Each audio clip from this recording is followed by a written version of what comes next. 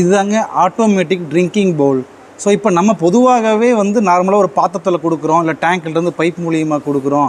So இது என்ன புதுசாக ஏதாவது செலவு வைக்கிறதுக்கு ஒரு மிஷின் புதுசாக செலவு வைக்கிறதுக்கான ஏதாவது ஒரு பவுல் ஏதாவது புதுசாக வந்திருக்கான்னு சொல்லி நீங்கள் கேட்குறது எனக்கு புரியுது. ஆனால் இது வந்து ரொம்ப ரொம்ப அவசியமான ஒரு விஷயம். ஏன்னா மாடுகளுக்கு பொறுத்தளவுக்கு எப்போ அதுக்கு தண்ணி தேவையோ அதுக்கு இமீடியட்டாக கிடைக்கணும். ஆனால் நம்ம காலையில் ஒரு வேலையும் மாலையில் ஒரு வேலையும் 2 வேலை தான் தண்ணி கொடுக்குறோம். அதுவும் கலப்பு தீவனத்தோடு சேர்ந்து கொடுக்குறோம். அதை பண்ணவே கூடாது. இப்போ இதுவாக இருந்தால் சரி ஓகே, என் மாடு 20 லிட்டர் 30 லிட்டர் குடிக்குமே, இது என்ன வந்து ரொம்ப சின்னதாக இருக்குன்னா, இது வந்து பார்க்க தான் சின்னதாக இருக்குது. இதை நம்ம எப்போ மாட்டுக்கு தேவையோ ப்ரெஸ் பண்ணுச்சுன்னா இதில் வந்து தண்ணி வந்துருங்க. அது இல்லாமல் ரொம்ப ரொம்ப முக்கியம், நீங்கள் இந்த மாதிரி ஒரே பாத்திரத்தை தண்ணி பிடிச்சி ஒவ்வொரு மாட்டுக்காக வைக்கும்போது ஒரு மாட்டுக்கு நோய் வந்துச்சு அப்படின்னா அது எல்லா மாட்டுக்குமே பரவும். ஆனால் இதை பொறுத்தளவுக்கு இது அமுத்தினா தண்ணி வரும், இது நின்றும். அப்போ இதில் இருக்கிறது இந்த தண்ணி வந்து வேறு எதுக்குமே வந்து ஸ்ப்ரெட்டே ஆகாது. இது தனியாக இருக்கும், ஒரு சைடு தான் வரும். என்ஆர்வி இருக்கிறதுனால திரும்ப வரவே வராது. அப்போ நமக்கு அந்த